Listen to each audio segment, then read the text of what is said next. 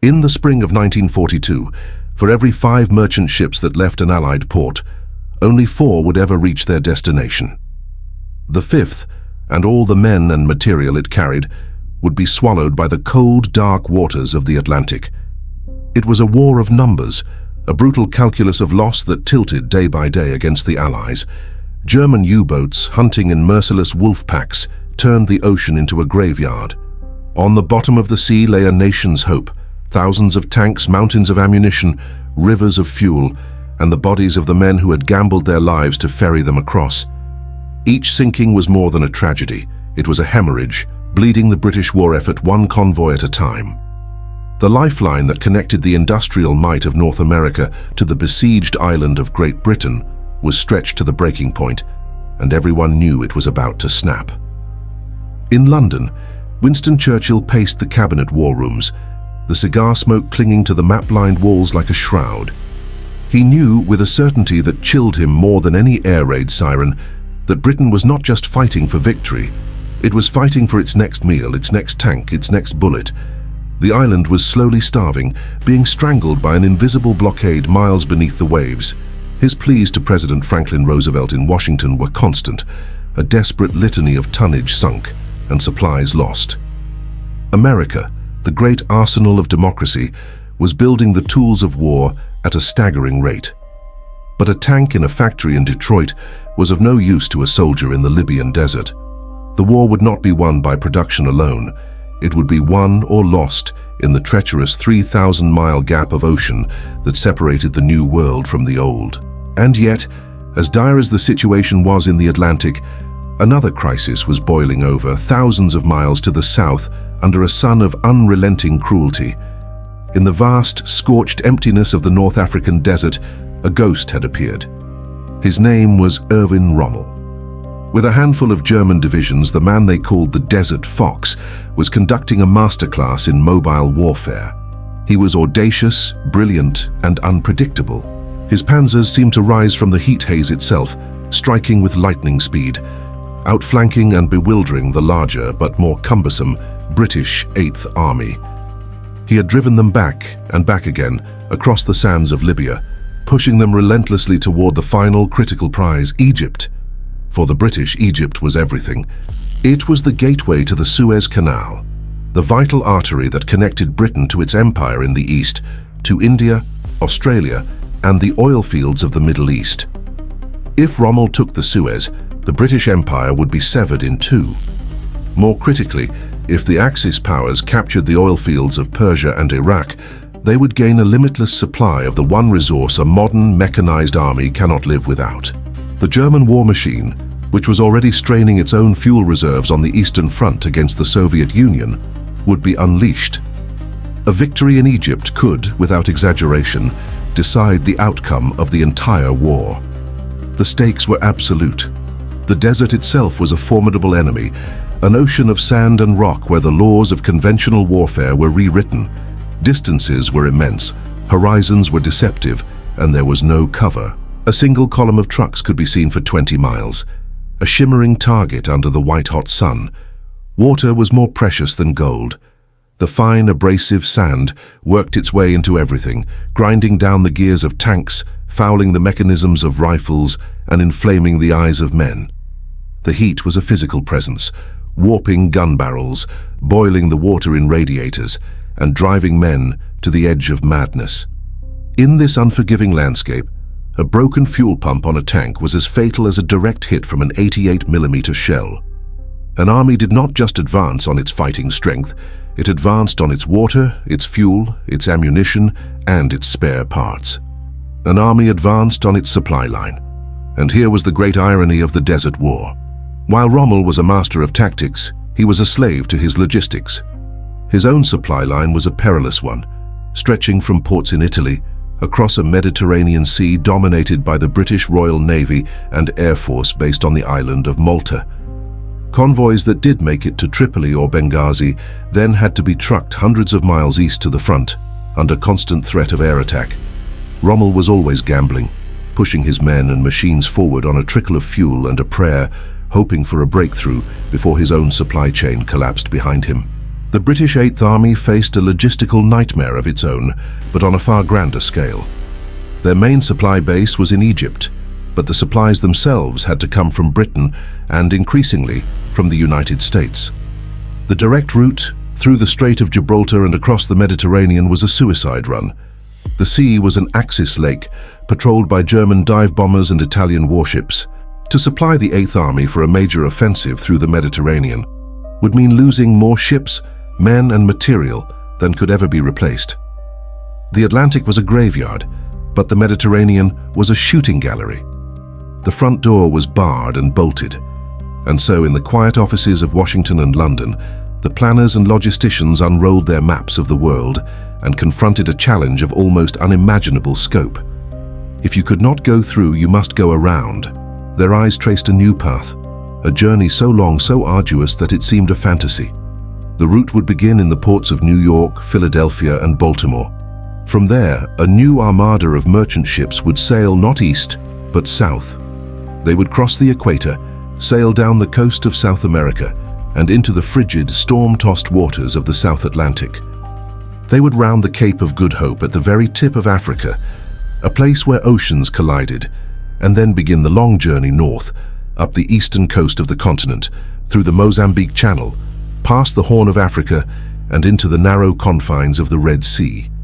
After a journey of 12 to 14,000 miles taking 2 to 3 months, a ship might, if it survived the occasional U-boat that prowled those southern waters, finally arrive at a port in Egypt. It was the longest supply line in military history, but even that was not enough. Ships were too slow. High-priority cargo, aircraft, specialized parts, commanders, and intelligence was needed faster. And so a second, even more audacious supply line was conceived, not over the water but over the land and jungle. A chain of airfields would be built, hacked out of the wilderness, creating an air bridge that spanned the African continent itself. American planes, bombers, and transport craft would be shipped in crates to the west coast of Africa. There, at the edge of the jungle, they would be assembled by teams of mechanics. Then, American pilots, many of them civilian contractors, pioneers of a new age of global aviation, would fly them.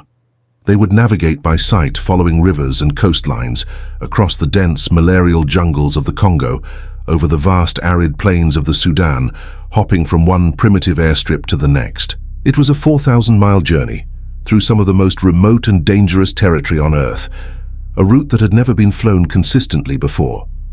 This was the Takoradi route, a secret artery pumping the lifeblood of war into the heart of the desert conflict. This, then, was the real war being fought in Africa. It was not simply Rommel versus Montgomery, Panzer versus Crusader tank. It was a war of logistics on a planetary scale. It was a war waged by unsung heroes, by the shipbuilders in Maine, the welders in California, the stevedores on the docks of New Jersey. It was a war fought by merchant seamen who stared into the dark horizon every night, listening for the hum of a torpedo. It was a war fought by engineers who carved runways from the jungle with bulldozers and sweat, and by the mechanics who kept engines running with salvaged parts and sheer ingenuity. The great battle for Egypt, the Battle of El Alamein that would turn the tide of the Second World War, would be decided not just by the courage of the soldiers in their foxholes, but by the relentless, invisible effort of hundreds of thousands of people connected by a fragile 4,000-mile-long thread of supply that stretched across the heart of a continent. This is the story of that supply line, and how the brutal, simple mathematics of logistics, of oil, steel, and blood, ultimately brought the desert fox to his knees and changed the fate of the world. To understand the scale of this undertaking, you must first discard the romantic notions of warfare. Forget the sweeping cavalry charge, the flash of the saber. The Second World War was a conflict of industrial attrition, an accountant's nightmare played out in blood and steel. The fundamental currency was not courage but tonnage, and the defining equation was the simple, brutal calculation of what it took to keep one man and one machine fighting for one day. Let us begin with the man. A single British infantryman in the 8th Army, a desert rat, required a minimum of 4,500 calories per day to function in the searing heat and physical extremity of North Africa. This was not a matter of comfort, It was a non-negotiable input for the human engine. This translated into pounds of specific, transportable, non-perishable goods, tins of bully beef, hardtack biscuits as dense as slate, processed cheese and jam. But the true tyrant of the desert was water. Not for drinking alone, but for cooking, for washing, and most critically, for the vehicle radiators that were the lifeblood of a mechanized army. The absolute minimum requirement was 1 gallon per man per day. For a single division of 15,000 men, this meant 15,000 gallons, over 60 tons of water, had to be delivered to the front line every single day just to keep the soldiers from dying of thirst. Add to this the weight of their ammunition, the .303 rounds for the Lee Enfield rifle, the Mills bombs, the rounds for the Bren guns, and the daily resupply for that one division before a single tank has moved or a single shot has been fired in anger already exceeds 100 tons. Now consider the machines. A British Crusader tank, the workhorse of the early desert campaign, had a fuel consumption of roughly 3/4 of a mile to the gallon. An American-made M3 Grant arriving through Lend-Lease was even thirstier. A single armored division with over 300 such vehicles could consume more than 20,000 gallons of gasoline, 70 tons of fuel, just to move 30 miles. This created a vicious, recursive logistical loop. The primary vehicle used to transport this fuel was the 3-ton Bedford QL truck. Each Bedford, to deliver its cargo of gasoline to the front, would burn through a significant portion of that fuel just getting there and back. At the furthest reaches of the supply line, for every 4 trucks that set out, one was carrying fuel purely for the other 3. The supply line was consuming itself. This is where the American industrial and engineering genius began to tip the scales. The real invasion of Africa was not one of soldiers, but of machines to support them. It began at ports like Takoradi in the Gold Coast. Before a single aircraft could be assembled, the port itself had to be transformed. Ships arrived not with tanks, but with the components of war's infrastructure. Gantry cranes from Ohio, prefabricated warehouses from Illinois, and bags of Portland cement from Pennsylvania. Army Corps of Engineers battalions, men who were construction workers and civil engineers just months before, worked in punishing humidity to dredge harbors and pour acres of concrete hardstands. From these coastal hubs, the supply line branched into 2 great arteries, the air route and the land route. The air route, the Takoradi Trail, was an engineering marvel of improvisation. Its waypoints were not grand airfields, but cleared patches of earth carved from the jungle or scraped from the savannah. The primary tool for this was the Caterpillar D7 bulldozer. Weighing nearly 15 tons, its diesel engine putting out over 80 horsepower, the D7 was the steel mule of the Allied effort. It could clear an acre of dense jungle in a day, its massive blade uprooting trees and leveling terrain with relentless force. Once the ground was level, the true innovation was laid down: Marston matting. Officially known as pierced steel planking, or PSP, it was a grid of standardized interlocking steel panels, each 10 feet long and 15 inches wide, perforated with holes to reduce weight and allow for drainage. A team of engineers could lay down a functional 5,000-foot runway in less than 2 days, creating an all-weather airfield in the middle of nowhere. It was this simple, rugged technology that made the 4,000-mile air bridge possible. On these hastily built strips, the mechanics performed their own miracles. They worked in open-air workshops under canvas awnings, their tools slick with a mixture of grease and sweat. A Douglas C-47 Skytrain transport or a consolidated B-24 bomber would arrive in a crate, its fuselage wrapped in waterproof Cosmoline, its wings detached. An assembly team had to uncrate, clean, rivet, wire and plumb an entire aircraft into existence. Every gallon of 100-octane aviation gas, every quart of hydraulic fluid, every spare spark plug had to have made the same transatlantic journey. And once airborne, those planes became part of the supply chain themselves, ferrying not just ferry pilots, but high-priority cargo, radio equipment, medical supplies, and critically engine components for the ground forces waiting in Egypt.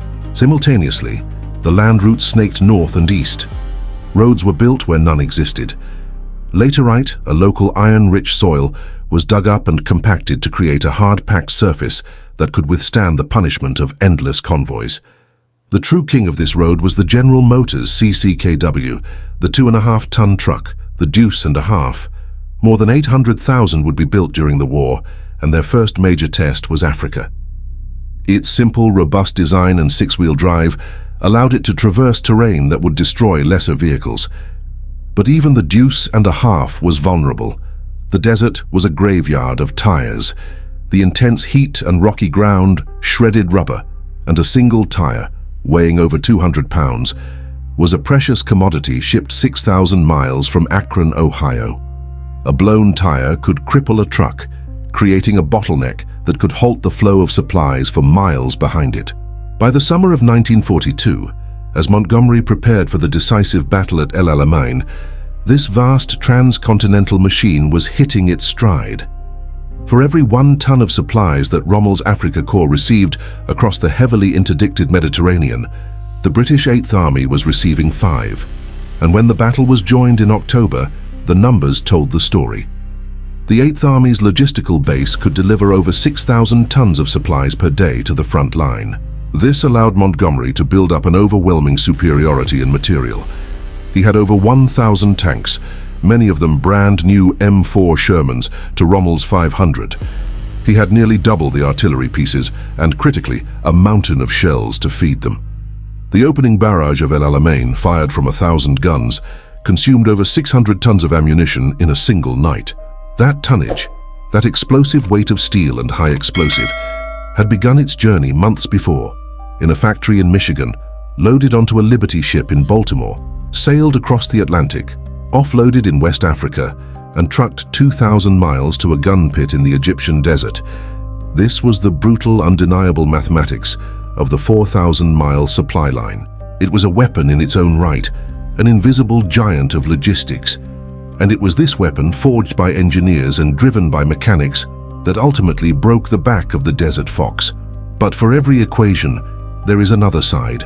For every ton of Allied supplies that arrived, there was a ton of Axis supplies that did not. For every full belly in Montgomery's 8th Army, there was a gnawing emptiness in Rommel's Panzer Army Africa. The brutal mathematics of the 4,000-mile supply line had a human face. And for the Germans and Italians stranded at the end of their own broken chain, that face was gaunt, cracked with thirst, and etched with a deep and profound weariness. The story of logistics is not just written in the ledgers of quartermasters. It is written in the diaries of lonely soldiers, in the letters home that spoke of hunger, and in the unmarked graves that dotted the landscape from Tripoli to El Alamein. This was a truth known intimately by the Italian infantryman. He was the backbone of the Axis army in Africa, yet he was treated as its least essential part. Picture a young man from Sicily, maybe 20 years old, who had been told he was fighting to build a new Roman Empire. He arrived in a wool uniform designed for the cool hills of Piedmont, not the searing furnace of the Libyan desert. By day the sun was a hammer, and by night the cold was a blade that crept through his threadbare greatcoat. His world had shrunk to the most basic, primal needs. Food was a constant, obsessive thought. The official ration was often a thin, vegetable soup and a piece of hard bread that could break a tooth. The meat, when it appeared, was tinned and often spoiled, a foul-smelling mush they called Alter's Eisen, or Old Iron. Their jam, a strange fibrous concoction with little fruit, was mockingly nicknamed Marmellata del Venti, the 20th century jam, a symbol of a grand future that had devolved into tasteless paste. He learned to hunt for snails after the rare desert rain, to boil desert plants hoping they were not poison, to regard a captured tin of British bully beef with the reverence of a holy relic. The gnawing in his stomach was a constant companion, a dull ache that sapped his strength and his will. Dysentery was rampant, a debilitating sickness they called the desert gallop, and it left men weak, dehydrated, and ashamed. Without medicine, a simple intestinal infection became a death sentence. Water was more precious than gold, more vital than ammunition. It was hauled across the Mediterranean in tankers, which were prime targets for the Royal Navy and the RAF. What little got through was then driven hundreds of miles in leaky cisterns across the desert. By the time it reached him, it was rationed to perhaps a liter a day, for drinking, for cooking, for washing, for everything. It was often warm, tasting of metal and chlorine, sometimes brackish with salt. He learned to lick the morning dew off the cold steel of his helmet. He watched men grow delirious with thirst, their minds wandering back to the cool fountains of their village squares, their cracked lips whispering for water until they could whisper no more. This was not a battle against the British. It was a battle against the very elements, a war where the enemy was an empty canteen. For a German Panzer crewman, a veteran of the Blitzkrieg in France, the frustration was a physical thing. He was an elite soldier, a master of mechanized warfare, yet his magnificent war machine was slowly being starved to death. His Panzer IV was his steel home, but now it was a prison. An oven by day that could cause severe burns on exposed skin, and a refrigerator by night that left his bones aching with cold. But the real enemy was the fuel gauge. Entire operations were planned not on grand strategy, but on the question: how many kilometers can we drive before the tanks run dry? He would sit in his turret, watching the shimmering heat haze, knowing that he had the gun and the skill to fight.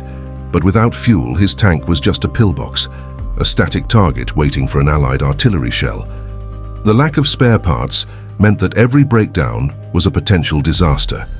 Mechanics became magicians, cannibals who stripped wrecked tanks for a single gear, a single ball bearing, to keep another machine running for one more day. Tires, tracks, engines, everything was worn beyond its limits. And then there was the ammunition. He might start a battle with only 20 armor-piercing shells in his racks. 20. He would watch through his periscope as a wave of new American Shermans advanced, dozens of them, seemingly endless. Each shot he took had to be a work of art, a perfect calculation of range and angle. There was no room for error, no ammunition for suppressive fire. The calculus of survival became perverse. Do you fire your last precious shell at the tank you can kill, or the one that is most likely to kill you? He felt the chilling fear of facing an enemy with an unlimited supply of everything, while he was forced to count his bullets like a poor man counting his last coins. And when the fighting was done, the cost became even more personal. A soldier with a clean wound, a simple break, or a piece of shrapnel in his leg would lie in a makeshift field hospital, often just a tent reeking of sweat and antiseptic. But there was no morphine to dull the pain of the surgeon's probe. There were no sulfur drugs to stop the inevitable infection that festered in the heat and filth. Bandages were washed and reused. Doctors, their faces masks of exhaustion, worked with tools they had to sterilize over an open flame. They saw men die not from the enemy's bullet, but from the gangrene that followed. They watched helplessly as tetanus arched a young man's back in agonizing spasms. Every missing crate of medical supplies lying at the bottom of the Mediterranean in the hold of a sunken Italian freighter was a death warrant signed for a soldier at the front. This was the visceral reality on the other side of the logistical equation. It was the taste of dust in a dry mouth. It was the shivering cold of a desert night without a blanket. It was the hollow feeling of loading your last clip of ammunition into your rifle, knowing there was no more coming. It was the desperate hope that the Stuka flying overhead might have a bomb to drop, and the sinking feeling when you realized it was just on reconnaissance because fuel was too precious to carry a payload. Each German and Italian soldier was living and dying inside the slow-motion collapse of their own supply line. Rommel's genius could not conjure fuel from sand, nor could the courage of his men turn back a tide of steel they could no longer match. The 4,000-mile Allied supply line was a river of life, nourishing a great army. The Axis line was a choked and dying stream, and its men were dying of thirst on its banks. And then, on a still October night in 1942, the river of life overflowed its banks. It began not with a bugle charge or a commander's cry, but with a sound the desert had never known. 1,000 Allied guns spoke at once. It was a single, continuous, deafening roar that rolled across the sand from El Alamein, a sound that was not of this place. It was the sound of factories in Detroit and shipyards in Glasgow. It was the noise of assembly lines and blast furnaces carried across 4,000 miles of ocean and earth and unleashed in a single terrifying moment. A harvest of fire and steel fell upon the Axis lines, tearing men and machines apart. It wasn't a battle so much as an industrial process. For every shell a German gunner fired back, 100 rained down in return. For every Axis tank that lurched forward, 10 Shermans, fresh off the boat and brimming with fuel, rumbled over the horizon to meet it. Rommel, sick and exhausted, could do nothing. His genius was for movement, for the lightning strike, the clever feint. But here there was nowhere to move. His Panzers, those once feared predators of the desert, were chained to their positions by empty fuel tanks. They became static pillboxes, waiting for the inevitable. The Allied commander, Montgomery, was a methodical man, a grinder. He knew he didn't need genius. He had something far more powerful: arithmetic. He could lose 2 tanks for every one he destroyed and still win. He could afford to throw men and material at the problem until the problem broke. And that is what happened. The turning point of the war in Africa was not a moment of brilliant battlefield maneuver. It was the quiet, sputtering death of 1,000 engines in the dark. It was the final hollow click of an empty ammunition box. It was the slow, grinding realization that the war of courage and tactics was over, and the war of production had begun. The Afrika Korps did not break. It was simply consumed, dissolved by a tide of material it could not hope to match.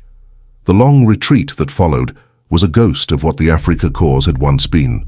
It was a desperate flight west, hounded day and night by Allied aircraft that circled overhead like vultures, knowing the prey was too weak to fight back. The roadsides became a museum of defeat. Trucks, guns, and tanks were abandoned where they ran out of fuel, left as monuments to a broken supply line. The men who had crossed the desert with such pride now walked, their faces caked with dust and despair, hoping only for a working well or a compassionate captor. The river of Allied logistics now followed them, relentlessly, ensuring there was no escape. And behind them the war moved on, leaving its brutal signature upon the land. Today the silence has returned to the desert. The wind, the ancient voice of this place, scours the sand and whistles through the rusted hulls of forgotten tanks. The battlefields have become vast, open-air tombs. A British Sherman lies half swallowed by a dune, its turret pointing at a sky empty of Stukas. A German Panzer III sits where its crew left it, its tracks broken, a metal skeleton bleaching in the sun. The earth itself bears the wounds. From the air, you can still trace the faint, zigzag lines of trenches and gun pits, like faded scars on old skin. The ground is seeded with metal. Shrapnel, shell casings, belt buckles, and bullets lie just beneath the surface, a metallic layer in the geology of this place. The land remembers the violence. The Bedouin who wander these wastes with their herds know which areas to avoid. Places where the earth is still pregnant with unexploded mines and artillery shells, sleeping monsters from a war their grandfathers witnessed. The desert is patient. It is slowly reclaiming the wreckage, pulling it back into its sandy embrace. But it does not forget. In the end, this was more than a campaign. It was a lesson, written in oil and blood across a continent. It was a glimpse into the new face of war, a conflict decided not by the warrior, but by the worker, not on the battlefield, but in the factory. The individual courage of the soldier, his skill and his sacrifice, had been made secondary to the tonnage statistics of a cargo ship's manifest. The 4,000-mile supply line was a weapon in itself, perhaps the most decisive weapon of the entire war. It proved that a modern army is not an army at all, but the tip of an immense industrial spear, and the length and strength of the shaft is what truly matters. The Axis powers, with their focus on the lightning-fast, self-contained battle, found themselves fighting a global system that could absorb staggering losses and simply send more. They fought a war of annihilation, while the Allies fought a war of attrition, fueled by a logistical chain that spanned the planet. The echo of that great effort still lingers. It is in the deep water ports built on distant shores, in the rusting Quonset huts on forgotten islands, and here, in the quiet desolation of the North African desert. The war was won by the quiet, tireless work of millions who never fired a shot, but who kept the great river of supplies flowing, an artery that fed the fight and ultimately decided the fate of the world.